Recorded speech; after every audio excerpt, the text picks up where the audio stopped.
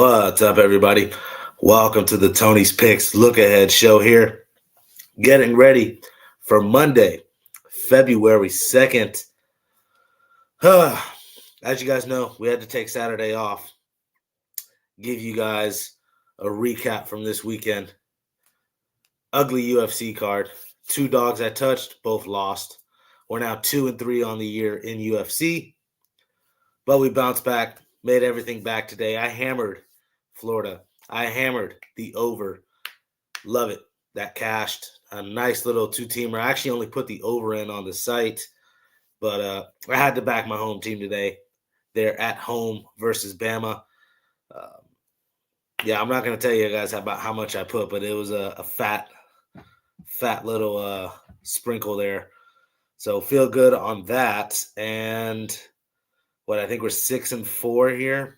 Our last 10 bets. This is since about 28th. So things have been getting a little bit better. In the green as of late. I'll start off with a recap here. Wait until some people get in. We're going to get into a lot tonight, guys. We're going to get it. Actually, not really. I forget Mondays aren't that crazy. We're going to cover all the NBA because there's only 4 games. I picked out 3 hockey games, and I picked out 4 college basketball games. And then I got y'all guys a little soccer match for those who care. But like I said, let me start off with the recap because we actually had ourselves a nice day. Just the Florida over. Like I said, I also put in Florida. I bet that my own. I thought I even put it on the site. Sorry, I can't keep up sometimes. Also, St. Mary's last night was a nice little nightcap because, like I said, UFC did not take care of us. And then also this over in Charlotte and Spurs did not take care of us. I mean, again, the under is trending to Charlotte Hornets, but good God, I thought the Spurs can go in there and at least get 120 up on the board for us. Ugly. And then, again, the 2 UFC fights. Let me talk about these. I had a feeling in my stomach that Torres Finney was going to get fraud checked. So I'm not upset about that one. The one I'm upset about is Fiziev because Fiziev was winning that fight. Very much in control of the fight. I don't care what you guys say. If you read what I put, let me read what I put because it actually played out this way. More ways to win for Fiziev, who's been there with the best of guys like Gaethje, who he's fought twice, RDA, Money Mocano, Gamrot. Again, yes, the resume for Fiziev is no joke. He could win with volume. Yes, I know he had lost to a lot of those guys, but still. And then I put he could win with volume on the feet, center of octagon control, and wrestling. Roofy, more of the one-shot type of fighter, looks for the perfect sniper type shot from the outside. I'll take the guy who as long as his defense stays sharp, should have more volume throughout the fight and may even steal around with wrestling, right? And that's exactly how the fight was playing out. And, of course, Roofy finds the one shot. It was a right hand right down the middle. Had Fiziev turned up, like running away, and then just a couple piece shots to get him out of there. It was a beautiful display from Roofy, who's, still top of the food chain, 155er in the world right now. I thought Fiziev could have won that fight still.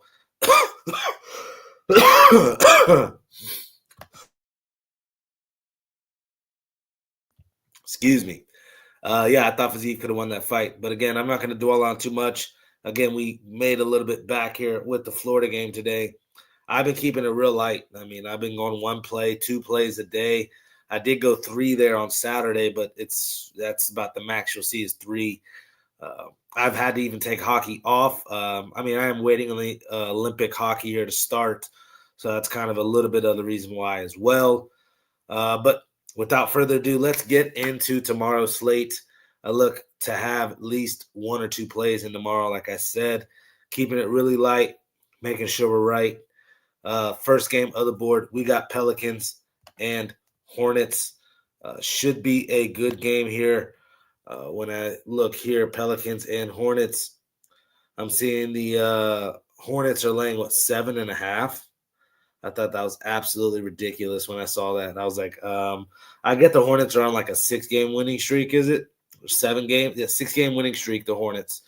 Obviously cashed out versus the Spurs, which I gave out Hornets as well, but I also thought that was an overtype spot. That's why, again, you won't see me touching NBA total, especially how totals in the NBA right now are still trending to the under. I don't like betting unders. Sorry. Even if it's right in front of your face and it's been cashing at any given moment, we're about to start seeing some 120 to 115 type games here, at least overtime games, etc. I'm looking for the overtime prop. That's what I'm looking at. I'm sorry, I'm not going to keep backing this under trend. You can if you want. I would tread lightly, pick a game or two a day if you like the under. But anyways, Pelicans, Hornets, again, let's get back on topic here. I think it's just too much points. 7.5 I'm seeing. I'll take the Pelicans. I do like a prop on the Hornets side. I do like Diabate rebounds. He's been stepping up in this front court for the Hornets. 19 rebounds, 14 rebounds, 10 rebounds here in just this last 5-game stretch. 3 of the 5, he's done that. I just feel like you're getting suckered into now finally laying a big number with the Hornets. I don't want to do that. You look at the Pelicans this year, 27, 23, and 1 to the number, up about 4 units. Hornets, obviously, 29 and 21 to the number. You're up about 8 units back in the Hornets. Again, Hornets have been one of the more better profitable teams really to back all season long, at least against the number. And then Pelicans, though, head-to-head versus the Hornets, which at the end of the day is really all that matters. Last 10 meetings versus the Hornets, they're 7-3 to the number. Again, getting 7.5 points with these Pelicans, I got to look there. Let me get to the injury report here as well. I gave you everything I had for the game without even giving you injury report. Let me get to that here. 1 second. Barely, and nobody really says, just DeJounte Murray for the Pelicans. And then Josh Green, KJ Sampson, Mason Plumlee. Again, still a depleted, really just Mason Plumlee front court-wise. But I still like Diabate, the plus over 15 rebounds. Again, you should get plus money with that. Obviously, maybe over 12 or whatever is over, under, and rebounds, and you could take as well at like an even price. But I actually like the Pelicans to stick around here. Way too many young pieces as well to compete with this Hornet squad. Getting 7.5 points here, I got to go to those Pelicans. All right, we got Rockets and Pacers. I'm seeing the Rockets here, 5.5-point favorites. Total 218.5. I'm seeing Durant is out. Steven Adams obviously now out for the year. Van Fleet's been out for a minute. Really just Obi Toppin for the Pacers. So almost a fully healthy Pacers squad. What was it? Fresh off of I thought they dropped that. No, they wound up beating the Hawks there. But I can still say this is a spot they want to get up on the Rockets, who's one of the better teams of the West. Obviously, Pacers have struggled this year, but here at home, a little bit different. They're going to play tough. Again, I like the front court advantage we actually have a little bit now, especially with Durant not playing. I mean, Siakam should have a little bit easier of a day. That opens up everything, obviously, for Jay Huff, Micah Potter, these guys. I like Nembhard. I like McConnell coming in off the bench. Neesmith, there's some pieces here. So, yeah, give me the Pacers here. The plus 5.5, if not money line here at home versus the Rockets. Like I said, almost fully healthy Pacers squad. And then no Durant from what I'm seeing right now with the Rockets. Got to go Pacers money line there in that one. We got Timberwolves and Grizzlies. When I'm looking here, I'm seeing the T-Wolves laying 7.5 on the road. Total 227.5 here. Injury report-wise, of course, Ant's on the injury report along with Julius Randle. 2 big pieces you would want, I would expect in. I would at least hope you want in here if you want to back the Timberwolves is what I'm trying to say. Terrence Shannon as well should be out for the T-Wolves. When you look here for the Grizzlies, Conchor, Scottie Pippen, Aldama, Jackson, Morant, Jaren Jackson here, John Morant, Brandon Clark, Zach Edey, 7 bodies here out for the Memphis Grizzlies. Jaren Jackson is a game time. That is a big piece if he can step up and play. Either way, even without Ant or Julius Randle, I got to look at possibly laying it here with the T-Wolves, who I get it. You normally don't want to lay this type of number with them, but they already whooped up on them here the first game. What was it, 130, 114? So obviously covered this number last time out. Again, second game of a 2-game series. Expect Minnesota to want to get a 2-0 sweep here. They did go 1-1 versus Golden State. I mean, just something to think about. Look, Grizzlies are 2-8 in their last 10, have lost 6 in a row. Meanwhile, the Timberwolves are on a 4-game winning streak. I could argue I think Ant plays, but even if he doesn't, I got to look the Timberwolves' way here, minus the 7.5 in this one. All right, final NBA game I will talk about, and then we'll get into a couple hockey games. We got 76ers and Clippers, total 220, and the Clippers here laying 2.5 at home. Injury-wise, really just Joel Embiid, and for whatever reason, Paul George has been suspended. A little bit of a drug problem, they say. Let me know what you guys think about that in the chat. Yeah, that's all I got to say. PG-13, not so PG-13, huh? James Harden out for personal reasons for the Clippers. No Derek Jones, no Ty Washington. I don't know. That's huge not having James Harden. How'd they wind up doing tonight? 1 second. What was the final score of this game? Let me find out for you guys. They wound up beating the Suns. I believe Harden sat out tonight as well. When I was looking, he was not supposed to play. Yeah, it was really just Kawhi going out 25 points.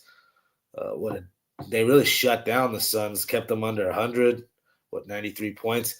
Could they do it here on a back-to-back spot? I mean, it's not terrible travel. They were in Phoenix, right? A little short travel spot back home to LA is nothing too crazy. And again, injury report-wise, it's just going to be Harden, Ty Washington, and Derek Jones. Really, those pieces were out tonight. Tricky game, if you ask me. What gets me off the 76ers is they'll lose these games to the Hornets. They'll be up by like 10 against the Cavaliers and drop those games. I don't know. I don't want to back the Cavaliers ever, even if you're getting 2.5 on the road. Pick here is Clippers rally on this back-to-back here. Yeah, give me a Kawhi Leonard over 30 points.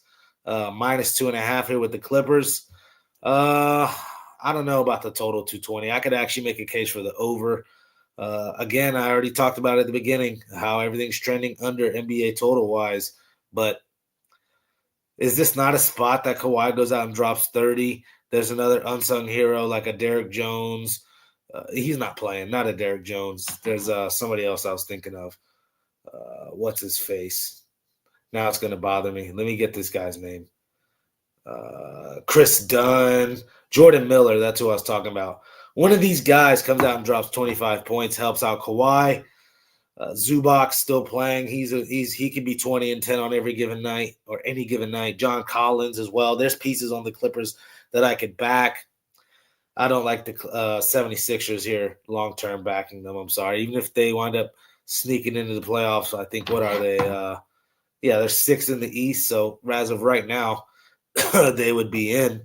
Clippers, a play-in team as of right now. Still, I think a lot more room for improvement for this Clipper squad. I know I'm going on a long rant, just trying to talk you guys onto these Clippers because that's where I would be on, minus the 2.5 here on the back-to-back spot.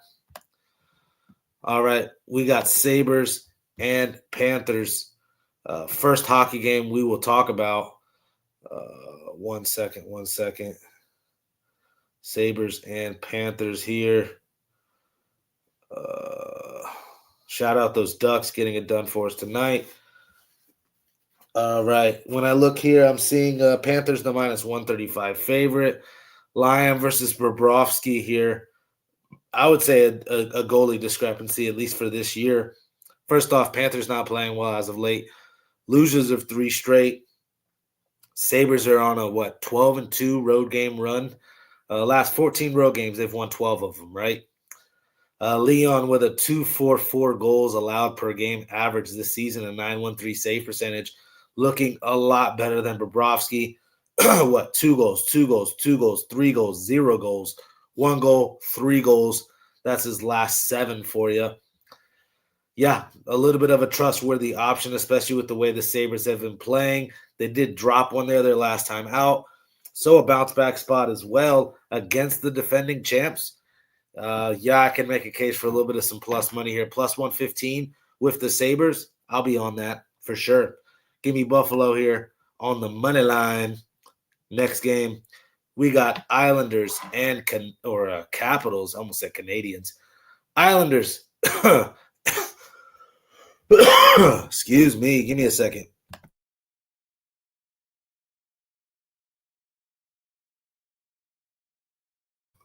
All right. Islanders, Capitals. We got Sorokin versus Stevenson. Stevenson is this making his second appearance of the year? Yeah. Just made his debut for the season there on the 31st of January. Gave up 3 goals to Carolina. This is what we're seeing as expected. We'll see if he'll be in there tomorrow.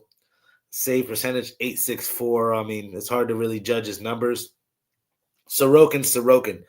At this point, when I say Sorokin, when I say Vasilevsky, Ottinger, Hellebuck, there's these certain type of guys that we don't even need to look into the numbers. Maybe the most recent games, see how they're trending as of late. But just thinking long term, these guys are solid. So that's how I look at it with the Islanders. Like, I'm not going to overthink it. Capitals a little bit on a 2-game win streak here. I don't know. They also beat them in the most previous matchup here in the beginning of the year. This one's tough to me, but the thing is, laying the minus 130 with the Capitals, you guys know how I feel about them all year long. I'm not a fan of them. And if it's this current goalie matchup I'm seeing of Stevenson and Sorokin, I got to go plus money again with the New York Islanders. Yeah, leave it at that. Islanders plus money here. Sabres plus money to open it up here. Final game I'll talk about, Maple Leafs and Flames. I think this one is the final game on the slate. I'm seeing Maple Leafs minus 120, total 6.5. Flames should be having Wolf expected, and then Stolarz here for the Maple Leafs. Let me check something out real quick. Injury arise. I'm not seeing Nylander on the injury report no more, which is good news here. Let me double check that because I thought. Let me double check. William Nylander. That's a huge piece for me, especially on this Maple Leafs power play. This right winger. You guys know. Any serious hockey fan knows what's up with Willie Nylander. Yeah, he's solid. Yeah, practice.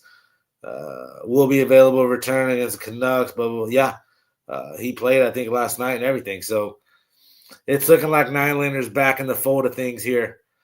That's enough already to get me on the Maple Leafs. And then just the fact that the Flames are the Flames, and I don't ever like backing them.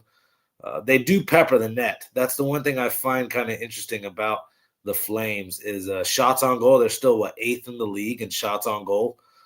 Despite being 32nd in the NHL in goals scored is the Flames. Again, abysmal offense. Everything points to the Maple Leafs offensively. The Flames, again, top 8 in the league in shots on goal. So they're not getting scared to get this puck in front of the net. Still think Stolarz steps up here. Again, that's who's expected in net for the Maple Leafs.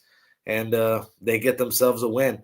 I hate backing the Maple Leafs. You know this. But again, minus 120 is not that bad of a price. That's where I'm at in that one. Let's get on into some college hoops here. We got Howard and Coppin State. I'm not scared of this Monday college basketball slate, if I'm being honest. I actually kind of like it. We've been actually kind of hot as of late in college basketball. Let's keep it rolling. I'm trying to get NBA and college hoops hot at the same time. It's either been one or the other as of right now. It's super frustrating. I need them both to fire on all cylinders at the same time. That's when you make fat money. But look, Howard and Coppin State is just your run-of-the-mill lower teams here. Howard, though, a lot better. I mean, apparently favored by 13.5 points for a reason. You look at Coppin State 3-20 on the season. You actually look last year, they actually won though 72-61. A lot different teams though here. Don't get me wrong, but still something to keep in mind. I think Howard will have revenge in their mind still. At least knowing that they had lost last year. Coppin State loses their 5 straight, 1-9 in the last 10, 1-4 at home.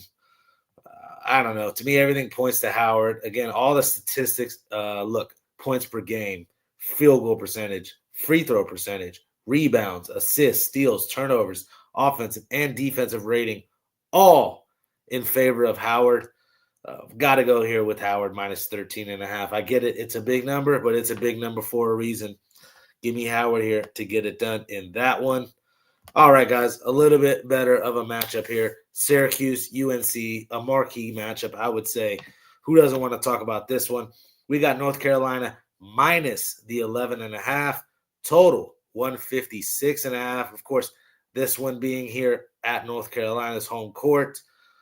Also a very tough place to play. Last year's final meeting was 88-82 North Carolina. Obviously, a ton of new faces. Well, really just Caleb Wilson, I think about here. This star-studded freshman on North Carolina. And then obviously Seth Trimble, a piece I like for North Carolina. Everything points in North Carolina's direction as well. Points per game, field goals, 3-point field goal percentage, free throw, rebounding, assists, turnovers, offensive and defensive rating. All of those stats I just named, North Carolina outranks them. Again, 63% from the free throw line is Syracuse. If I'm being honest, North Carolina is not much better. 68%. 68%. Both these teams bottom 300 free throw shooting teams. I do not want to back North Carolina at all on the road. And if I'm being honest, it feels like a little too many points. It's just tough playing in North Carolina. That's the thing. I got to do it reluctantly. Syracuse plus the 11.5. I know Whiskers is somewhere out there chuckling and smiling. The Syracuse is not good this year. Again, you've heard me say it numerous times. The Boston College loss should have let you know not to dwell on just one loss, but there was other ones in the beginning of the year. The non-covers that they were obviously we were on them against Notre Dame last time out. NC State, Miami, Vol-Tech, Boston College, that's just all the losses as of late. They just had a bounce-back win versus Notre Dame. I don't think they do anything here versus North Carolina. But 11.5 seems like too much. And the under 156.5 feels live as well. I think this one is a first 1 to 70 type game. You're talking 71-66, 69-62. Just leave it at that. I like Syracuse plus the points and under. And that's going against who outranks them in all the stats, home court, everything. Just too many points. Give me Syracuse here in that one. All right. We got Kansas and Texas Tech here. 1 second. Let me get to this one. I believe Kansas was getting 5. Yeah, they're getting 5 points here versus Texas Tech. Total 154.5. I think the front court advantage is actually in Kansas's favor. Flory Badunga, Bryson Tiller here versus this cat Toppin from Texas Tech. Obviously, Toppin's probably the most talented of the bunch, but just that depth from the Kansas side is going to, mean a lot more. Able to throw more bodies his way. These two guards from Kansas, a lot better than anything Chase Anderson here from Texas Tech can offer, even though Anderson's no slouch himself. Just that two-punch front court and back court is just too much here, in my opinion, for Kansas. Keep an eye out on Darren Peterson. You never know if this cat's going to not play. Last minute, he may show up on this injury report here with a hamstring. As of right now, I'm seeing nobody on either side that's important sitting out. Huge free throw shooting discrepancy. Texas Tech, 240th in the country in free throws. 58th in the country for Kansas. A rebounding advantage as well in Kansas's direction. Like I said, they should have the more front court depth. I like the Jayhawks here, and you're getting 5 points. Again, on a 5-game winning streak themselves are these Kansas Jayhawks. Again, I know they're tough to beat in Allen Fieldhouse, but even here on the road versus Texas Tech, I think this is a spot we got to back the Jayhawks here. Give me the 5 points here with those Kansas Jayhawks. All right. Last college basketball game I will get into. We have Weber State and Sacramento State. Injury report-wise, nobody really for Weber State. Possibly a chance that we get this Jeremiah Cherry back. That would be huge. Again, a 6'11 forward here for Sacramento State would start to lean the front court depth and size advantage towards Sacramento State's side. Okay, Sacramento State at home here with a revenge spot as well. Well, Weber State did beat them 95-82, January 3rd, earlier this month, or in January. I don't know. The front court size, like I said, especially if this Cherry kid plays, is huge. And even if he doesn't, they have a couple other 6'8 forwards. They have Shaq's son, this kid, what's his name, Laverinov, as well, the European cat, 6'8 forward who could shoot it a little bit as well. Like I said, Shaq's son, this kid, Brandon Gardner, as well, a 6'8 forward who plays a little bit sparingly, but again, another big body to throw in there. Because the reason why I'm bringing this up is Weber State dominated on the boards last time. Just dominated them. And I think Sac State makes the adjustment, even if they get help from the guards. If you look at these two guards, Mikey Williams, obviously the highly touted transfer in from Memphis. We all know about Mikey Williams. But Prophet Johnson is the other guard, very much capable of scoring. I think he's even scoring more points per game than Mikey Williams. 18 points per game out of Prophet? And then 8 rebounds out of their 6'3 guard here in Prophet Johnson. I think they hustle. I think they try to get this one. Again, revenge spot here versus Weber State. Line has been flip-flopping as well. I've seen Weber State as a favorite. I've seen Sac State as a favorite.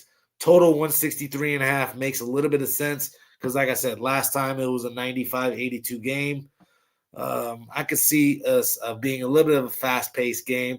But with Cherry coming back, they might try to slow it down Sac State-wise. Play through this big here in the half-court setting. I just like Sac State to get the revenge here. Screw touching the total. Weber State, again, lacking size. They're positionless type team, a bunch of 6'6 forwards. We'll see if they're able to match up with Sac State here. I don't think they will. Give me Sac State here on the money line plus the 1.5 or minus the 1.5. Again, this one's doing some matriculating here through 0. But again, Sac State in that one. All right, final game I will discuss, and it's going to the soccer pitch. We got Udinese versus Roma. We're almost out of here. 1 second. When I was looking at the notes in this one, first off, a pretty sweet price here with Roma, minus 110. Can't go wrong. You look, Roma has dominated historically. Last 5 meetings since 2023, they've won all 5. What else? 5th in the Italian league with a plus 15 goal differential. Udinese 10th in the Italian league with a minus 9 goal differential. Not going to overthink it. I think Roma gets it done. Minus 110 at a buy low price with Roma. There you have it. That's all of the picks for you guys here for tomorrow's show. Thank you guys very much for tuning in. Not too much in the chat going on tonight. I get it. Sunday, end of a weekend. I had myself a nice day. Let me show you guys one more time before we get on out. All right. Look. If you look here, this last 7 days has been solid. 561. On the year, it's been okay. NHL, NFL, NBA, and college, like I said, it's been fluctuant on which one's going to get us the money. College basketball, it was today and yesterday that got us the money. So we're just doing what we can one day at a time here, guys. Probably about 1 pick, 2 picks a day as of late. Being really disciplined, trying to find the best possible game to get on. We finally got some action here in the chat. Kel Dog, what's up? Thank you for tuning in. I know Djokovic didn't get it done. It's fine. He cashed us out already at 7-1. I'm not going to complain too much. I actually do like Botic van Danschesloop here. I love saying that name. Botic van Danschesloop, and I'm probably saying it wrong. Zandanschesloop. It's BTVDZ, whatever. BVD. I'm not going to say this cat's name. You guys know what I'm talking about. Plus 190 versus Humbart there. That's either tomorrow or midnight tomorrow night. So coming up here. Tennis is strange with the scheduling. I've been seeing this one showing up as supposed to be here tomorrow or on the 3rd. So again, we'll see. Either way, that's all the picks I have for you guys. Thank you very much for tuning in. Again, like and subscribe. Link is in the description as well. Takes you straight to Tony'sPicks.com, where our best bets are. Like I said, tomorrow probably be 1 or 2 plays out of me. Probably more college basketball play. Limited slate there in the NBA. And yeah, we have a big hockey slate, but I told you guys I've been trending light with the Olympics coming up here. A lot of teams playing their last 3-4 games here. No, thank you. Just let's continue on once we get back from the Olympic break. And even that first couple weeks back, I'll be treading lightly, if I'm being honest. So right now we're on a little hockey hiatus. No big deal. Again, if you want hockey, tune in tomorrow to the morning show. Also, night moves coming up here in a couple hours. Ramon and DeAndre will take care of you. So there you have it. Everything I got for you guys. Not to keep beating on a dead horse, but thank you guys very much. Again, like and subscribe. Link in the description. Let's make tomorrow a winning day. And best of luck to all. Peace.